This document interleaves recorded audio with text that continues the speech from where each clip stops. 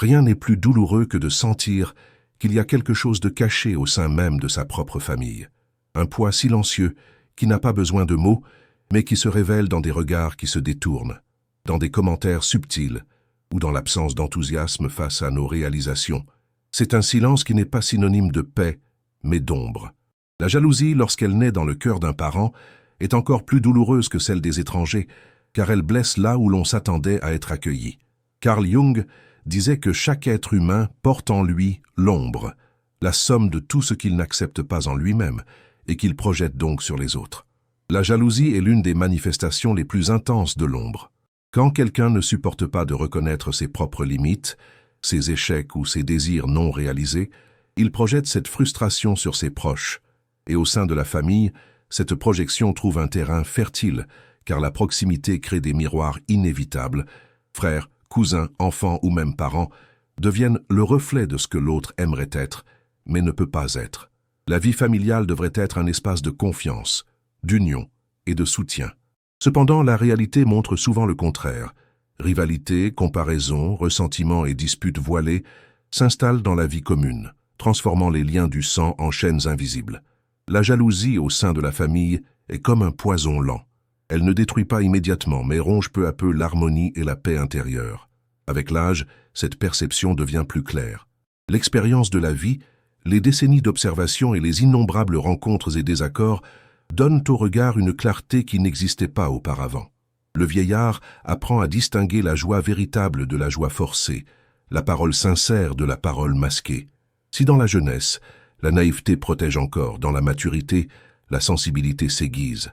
C'est à ce moment de la vie que beaucoup réalisent, avec un certain étonnement, que ceux qui devraient se réjouir des victoires sont justement ceux qui en souffrent le plus en silence.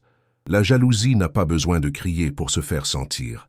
Elle se manifeste dans les commentaires qui semblent être des compliments, mais qui cachent du venin, dans l'absence stratégique au moment de bonheur, dans le silence pesant lorsque vous entrez dans une pièce. Jung rappelait que l'inconscient parle tout le temps, et que les gestes involontaires, les lapsus et les silences en disent plus long que 1000 mots. Au sein de la famille, ces signes prennent de l'importance, car ils se mêlent aux souvenirs communs, aux sentiments ambigus et aux complexes formés depuis l'enfance.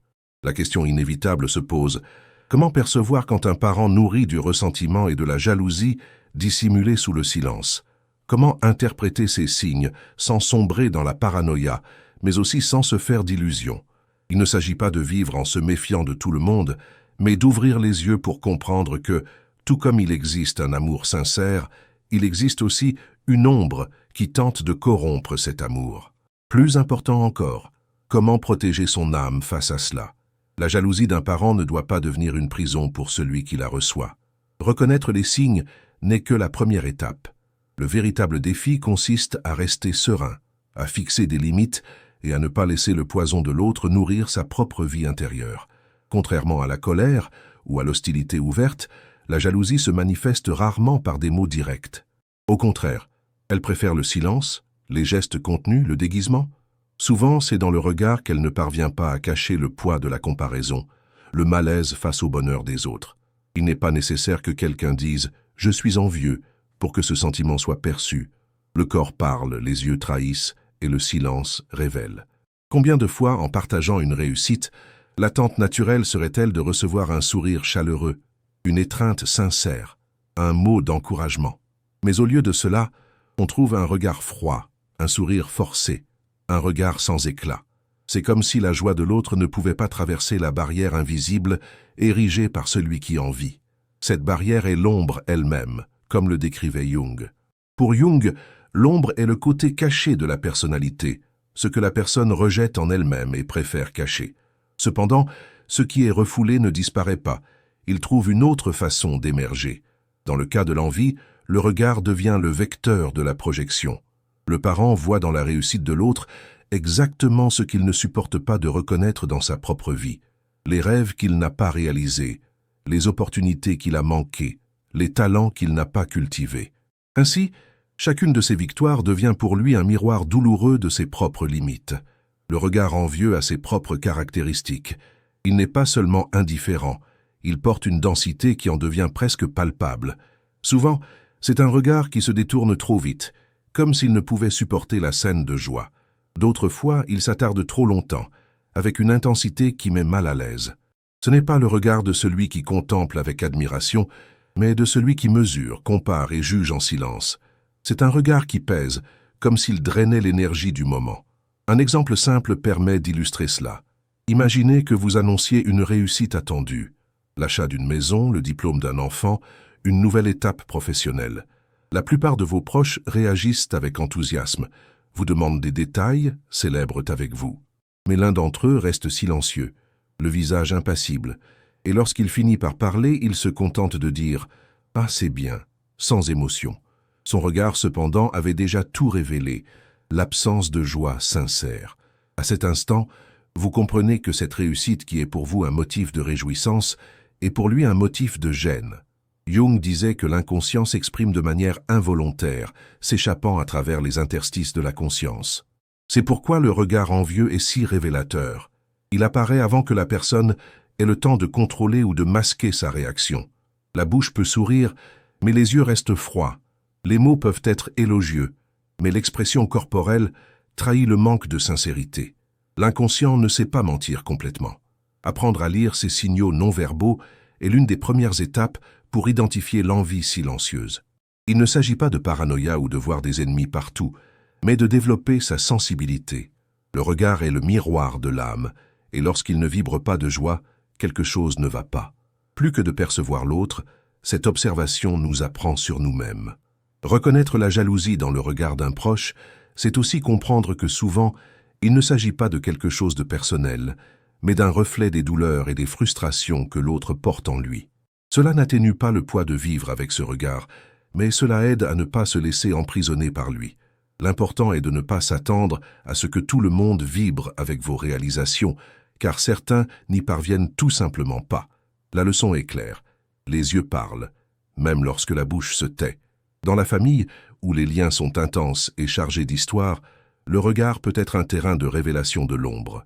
Voir ces signes avec lucidité est la clé pour ne pas se faire d'illusions, pour se protéger et pour continuer à célébrer sa propre vie sans laisser le poids de l'envie des autres obscurcir sa lumière. Si vous aimez les réflexions comme celle-ci, abonnez-vous à la chaîne et activez les notifications pour ne manquer aucune vidéo. S'il y a quelque chose de plus désagréable que le regard froid face à une réussite, c'est le compliment chargé de venin. À première vue, cela ressemble à une reconnaissance, mais on se rend vite compte que la phrase cache une critique, une comparaison ou une touche d'ironie. Le compliment empoisonné ne console ni n'exalte, il blesse. En surface, les mots semblent positifs, mais derrière eux se cache un ressentiment déguisé, une incapacité à se réjouir sincèrement du bien-être de l'autre. C'est comme si le parent disait « Je dois le reconnaître, mais je ne peux pas l'accepter de tout cœur ». Le discours est alors empreint d'ambivalence, quelque chose entre l'applaudissement et la piqûre. Carl Jung disait que l'inconscient trouve toujours un moyen de s'exprimer, même lorsque la personne essaie de cacher ses véritables sentiments. Il se manifeste par des lapsus, des ironies, des contradictions et des gestes involontaires. Le compliment empoisonné est justement l'une de ces failles, un espace où l'ombre s'échappe, dévoilant ce qui se cache derrière le masque. Qui n'a jamais entendu des phrases telles que « Eh bien, tu te portes plutôt bien pour ton âge. Félicitations, mais je ne sais pas comment tu fais, je ne ferai jamais ça. C'est très bien, même si j'aurais préféré quelque chose de plus simple. » Ces phrases n'ont pas pour but de célébrer mais de rabaisser. Le compliment devient un instrument de comparaison, d'humiliation ou de distanciation. Il n'est pas rare que les proches utilisent cette stratégie précisément parce qu'ils n'ont pas le courage d'assumer ouvertement leur envie. Ils la cachent donc derrière un rideau de mots apparemment polis. Ce phénomène est particulièrement visible dans les contextes familiaux, car la proximité s'accompagne d'une histoire de rivalités anciennes, des frères qui se sont disputés l'attention, des cousins comparés depuis l'enfance, des enfants qui se sont disputés la reconnaissance de leurs parents. Tout cela forme un bouillon psychique où l'ombre trouve un espace pour se manifester. Dans ce scénario, le compliment empoisonné est presque inévitable. Il permet aux parents d'exprimer son ressentiment sans paraître agressif. Un exemple narratif aide à comprendre. Imaginez que vous rénovez votre maison avec beaucoup d'efforts, en choisissant chaque détail. Lorsque vous recevez la visite de votre famille, vous vous attendez à entendre des mots d'affection et de félicitations. Mais parmi quelques compliments sincères, vient la phrase « C'est très beau, mais ça a dû coûter une fortune, n'est-ce pas? Je n'aurais pas le courage de dépenser autant. » Apparemment, c'est un commentaire innocent, mais entre les lignes, il y a de la critique, du jugement et surtout l'incapacité de simplement se réjouir. Jung nous rappelle que l'envie est, par essence, une projection. Le parent n'envie pas seulement ce que vous avez accompli, mais aussi ce qui, en lui-même, est resté frustré ou inachevé. Le compliment empoisonné est une façon d'essayer de réduire l'impact de votre victoire, en la ramenant à un domaine où il se sent moins diminué. C'est comme s'il disait « Vous avez réussi, mais pas de manière tout à fait légitime. » Le grand risque est de tomber dans le piège de rechercher l'approbation de ceux qui ne peuvent pas vous apporter un véritable soutien.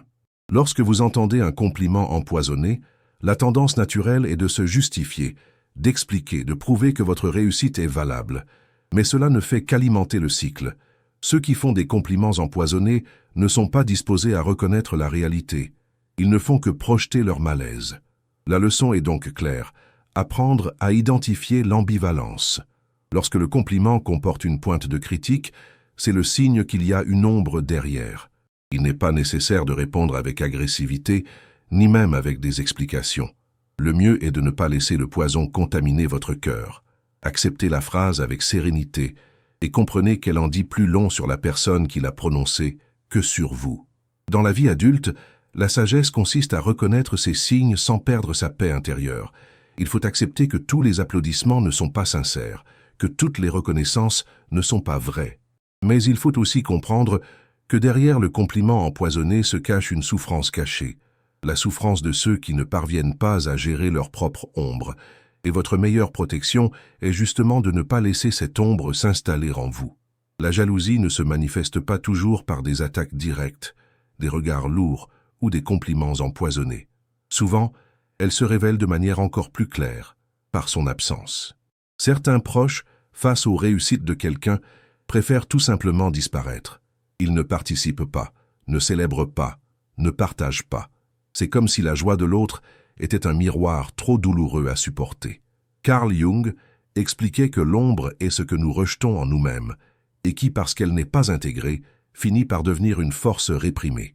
Pour ceux qui ressentent de l'envie, vivre avec la lumière de l'autre est une confrontation directe avec leur propre ombre. Les réussites des autres réveillant le souvenir de tout ce qui n'a pas été accompli, rêves abandonnés, mauvais choix, talents jamais cultivés. Être présent à une fête ou à une célébration serait comme mettre du sel sur une plaie ouverte. C'est pourquoi la stratégie consiste à s'absenter. Quiconque a déjà organisé une fête de famille connaît ce phénomène. Imaginez un anniversaire important, une remise de diplôme, l'inauguration d'une nouvelle maison. Tous les parents sont présents, rient, trinquent, échangent des souvenirs. Mais une chaise vide attire l'attention. L'absence d'une personne pèse plus lourd que la présence de toutes les autres. Et quand on demande la raison, les excuses sont toujours vagues. Je n'ai pas pu, j'étais fatigué, je n'étais pas d'humeur. Il s'agit rarement d'un manque de temps. C'est presque toujours un manque de volonté de faire face au bonheur des autres. Ce type de comportement révèle quelque chose de profond. Il ne s'agit pas seulement de ne pas aimer les fêtes ou de préférer rester à la maison. C'est un signe de ressentiment. Cette absence stratégique montre que le parent ne supporte pas de voir de près ce qui le dérange.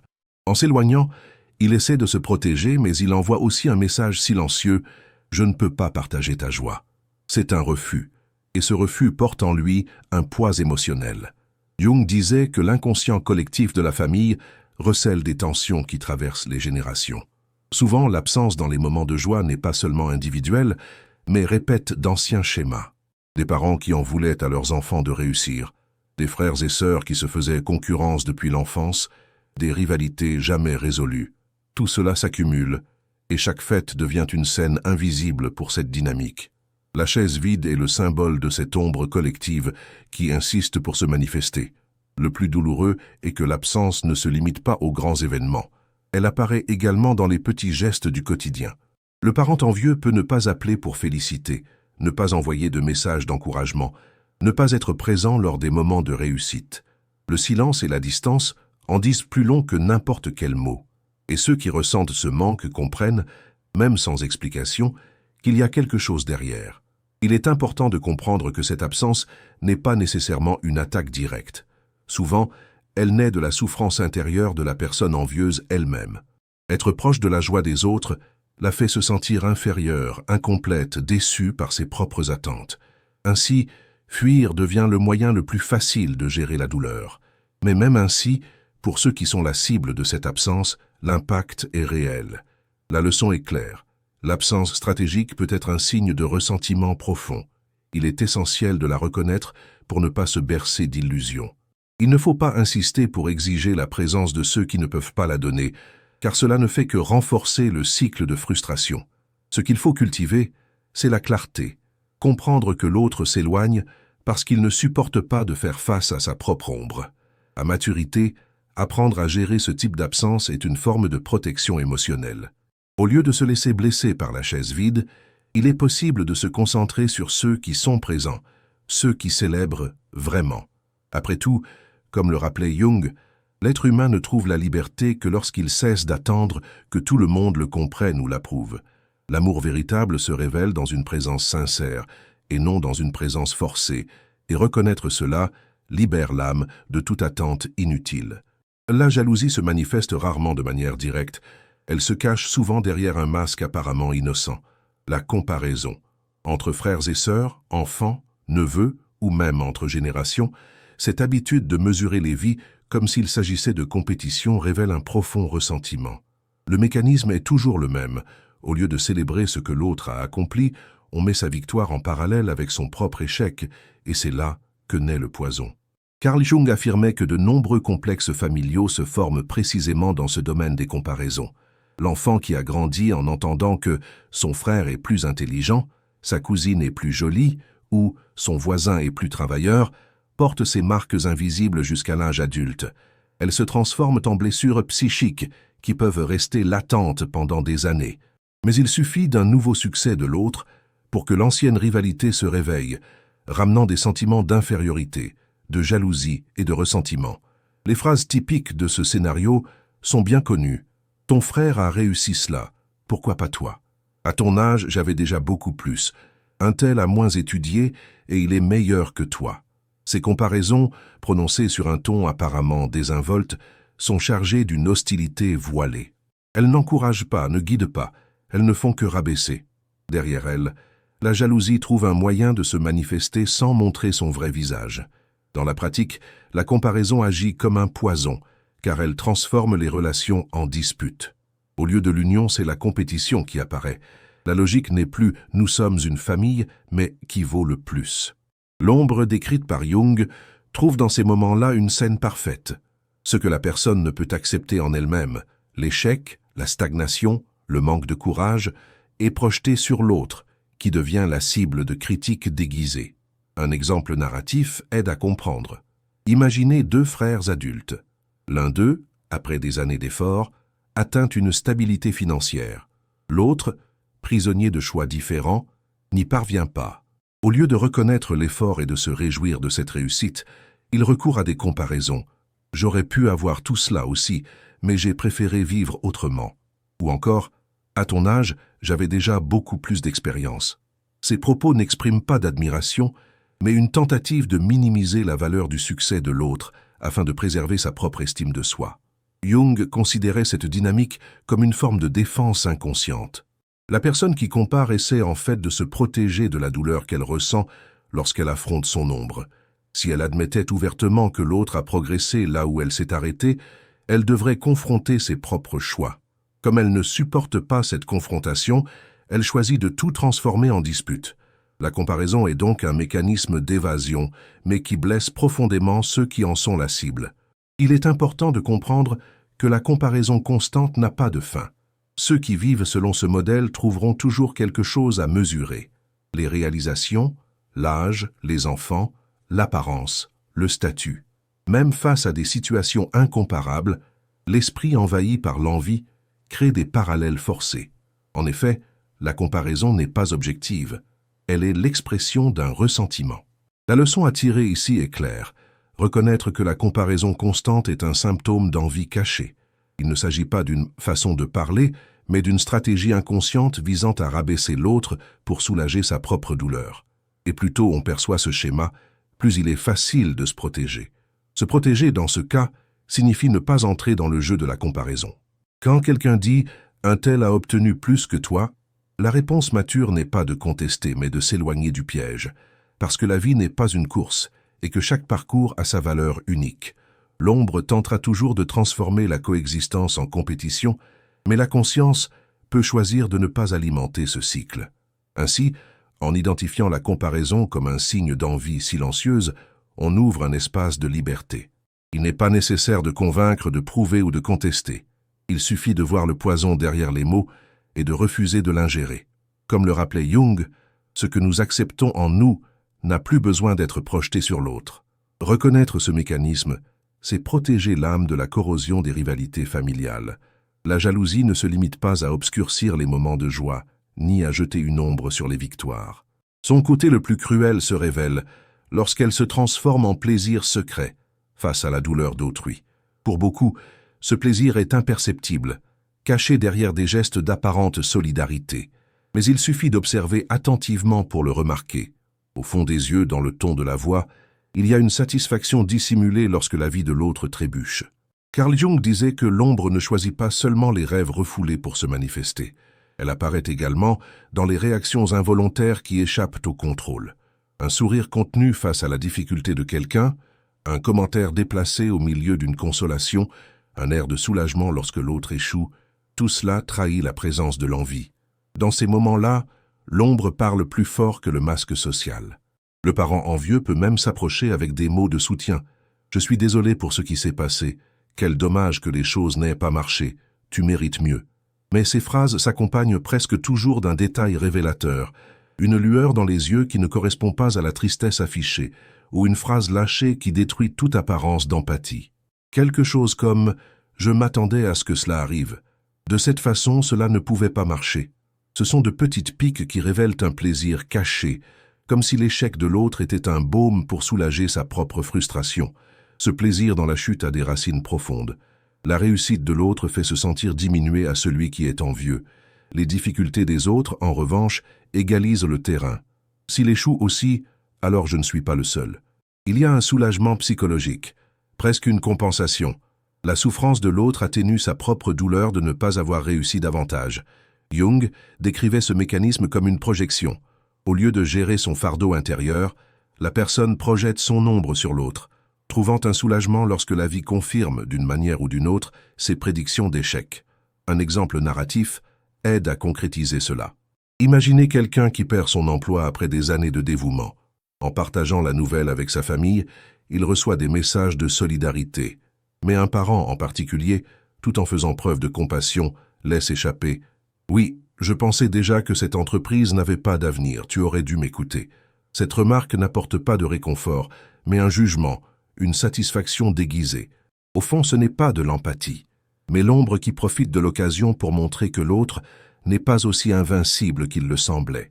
Le plus douloureux est de réaliser que cette joie de voir l'autre échouer ne s'exprime pas seulement dans les commentaires. Souvent, il apparaît dans le silence pesant, dans le regard qui ne cache pas la satisfaction, ou dans la rapidité avec laquelle la nouvelle de l'échec se répand. Le parent envieux qui se tait lors des victoires est le premier à parler lorsqu'une difficulté survient. C'est lui qui partage, commente et même amplifie la nouvelle. Après tout, pour l'ombre, la chute de l'autre est un moyen de retrouver l'équilibre. Apprendre à percevoir ces signes est essentiel pour protéger son âme. Car le danger ne réside pas seulement dans la douleur du moment difficile, mais aussi dans le poison, qui peut être absorbé lorsque l'on attend du soutien et que l'on reçoit un jugement. Lorsque l'aide est mêlée à une satisfaction déguisée, ce n'est pas de l'aide. C'est l'ombre qui tente de s'immiscer dans votre vie. La sagesse consiste à reconnaître ce phénomène sans se laisser contaminer. Il ne s'agit pas de répondre avec colère ou de se venger. Il s'agit de comprendre que l'envie en dit plus long sur l'autre que sur vous-même. Le sourire retenu, la phrase acerbe, le commentaire apparemment solidaire mais plein de venin, tout cela est l'expression d'une douleur que le parent porte en lui. Jung rappelait que la véritable liberté vient lorsque nous cessons d'attendre la reconnaissance de ceux qui ne peuvent la nous offrir. De même, La véritable protection consiste à ne pas laisser le plaisir de l'autre face à votre échec détruire votre propre force. Les difficultés font partie de la vie, et l'envie des autres ne doit pas définir la manière dont vous relevez vos défis. La leçon finale de ce sujet est claire. L'envie ne se contente pas d'attrister les victoires, elle se réjouit également des défaites. Il est essentiel d'identifier ce schéma. Car en voyant l'ombre déguisée en solidarité, vous pouvez vous éloigner, conserver votre dignité et préserver votre paix intérieure. La jalousie ne se dissimule pas toujours derrière des mots empoisonnés ou des comparaisons directes. Souvent, elle se cache dans le silence. Un silence qui n'apporte pas la paix mais le malaise. C'est cette atmosphère pesante qui s'installe dans la pièce lorsque vous entrez et que vous remarquez que quelque chose a changé. Les conversations se refroidissent, les sourires disparaissent, l'air semble chargé. C'est comme si votre simple présence suffisait à réveiller des ressentiments cachés.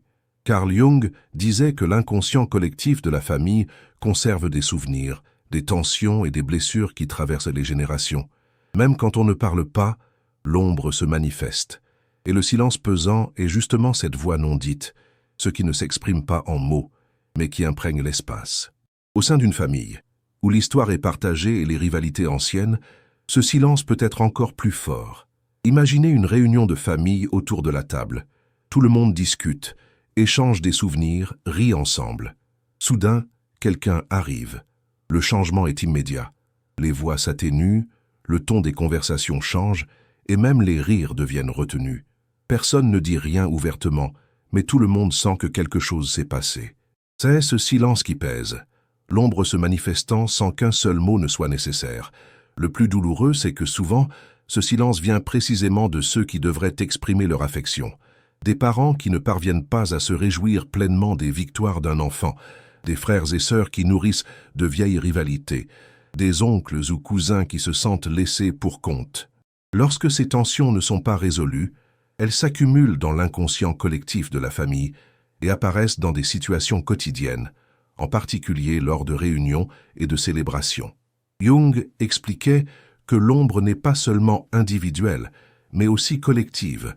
Chaque famille porte en elle une histoire de disputes, de secrets et de ressentiments qui se répètent comme un schéma. Le silence pesant est l'une des formes les plus courantes de ce schéma. Il n'accuse pas ouvertement, mais dénonce une énergie non résolue. Ce qui a été réprimé dans le passé revient sous la forme d'une atmosphère pesante dans le présent. Ce silence peut être plus cruel que des mots durs, car, alors que les mots permettent la confrontation et la réponse, le silence emprisonne. Il laisse des doutes, des insécurités, des sentiments d'exclusion. La personne se sent mal accueillie, mais ne parvient pas à en identifier la raison exacte. C'est une attaque invisible, mais profonde. Un exemple permet d'illustrer cela. Imaginez un déjeuner dominical où tout le monde semble à l'aise. Vous partagez une réussite récente, quelque chose qui devrait susciter l'enthousiasme. Mais au lieu de questions, d'applaudissements ou de félicitations, la réponse est le silence. Juste quelques regards rapides, peut-être un signe de tête. Le sujet change rapidement, comme si votre joie dérangeait. Ce silence en dit long. Il révèle l'incapacité à célébrer, la jalousie dissimulée sous l'indifférence. Dans ce scénario, le piège consiste à interpréter le silence comme une normalité. Beaucoup s'habituent à cette atmosphère pesante, croyant que c'est comme ça dans une famille. Mais la vérité est que le silence peut être l'un des signes les plus forts d'un ressentiment caché. Il n'est pas neutre, il est chargé d'énergie négative, d'émotions non exprimées, de tensions accumulées.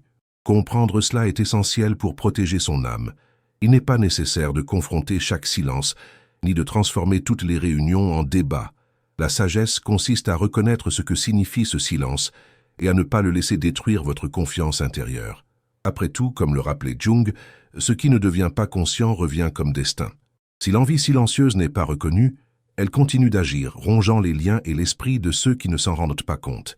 La leçon à tirer ici est claire. Le silence, lorsqu'il pèse, parle plus fort que les mots. C'est le signe qu'il y a des ressentiments cachés, des blessures non cicatrisées, des ombres non intégrées. Apprendre à lire ce silence, c'est apprendre à se protéger. C'est refuser de porter des fautes qui ne vous appartiennent pas, et en même temps, ne pas se laisser emprisonner par des tensions qui sont le fruit des douleurs de l'autre. En fin de compte, reconnaître le silence comme la voix de l'ombre est un signe de maturité. Il ne faut pas y répondre par le conflit, mais par la conscience. Car lorsque l'on voit ce qui se cache derrière le silence, celui-ci perd son pouvoir de blesser. La jalousie silencieuse est comme un cercle vicieux. D'un côté, elle emprisonne celui qui la ressent, consumant son énergie dans le ressentiment et les comparaisons. De l'autre, elle emprisonne également celui qui en est la cible, qui se retrouve souvent à porter des culpabilités, des malaises et des tensions qui ne lui appartiennent pas. C'est un cercle invisible, mais puissant, capable d'empoisonner les liens familiaux pendant des décennies. Carl Jung enseignait que l'ombre ne perd son pouvoir que lorsqu'elle est reconnue. Tant qu'elle reste cachée, dissimulée derrière des masques de cordialité ou de silence pesant, elle agit avec encore plus de force. Le parent qui ressent de l'envie, mais ne l'admet pas, devient esclave de sa propre ombre. Tout ce que l'autre accomplit le dérange. Tout ce que l'autre célèbre lui cause de la douleur. Sa vie est alors définie davantage par ce qui lui manque que par ce qui existe réellement. D'autre part, celui qui souffre d'une envie silencieuse court le risque de tomber dans le piège de la compensation. Il essaie de plaire, de minimiser ses conquêtes, de demander moins d'attention, comme s'il était responsable du mal-être de l'autre. Ce mouvement, bien que compréhensible, ne fait qu'alimenter le cycle, car l'envie n'est jamais satisfaite. Plus vous vous diminuez, plus l'ombre trouve de l'espace pour agir. Jung rappelait que le chemin vers la liberté ne consiste pas à essayer de changer l'autre, mais à se transformer soi-même face à la situation. Si votre proche ne reconnaît pas sa propre ombre, ce n'est pas à vous de le lui faire voir. Le travail d'individuation, devenir entier et conscient, est personnel. Ce qui vous incombe, c'est de ne pas vous laisser entraîner dans ce cycle destructeur.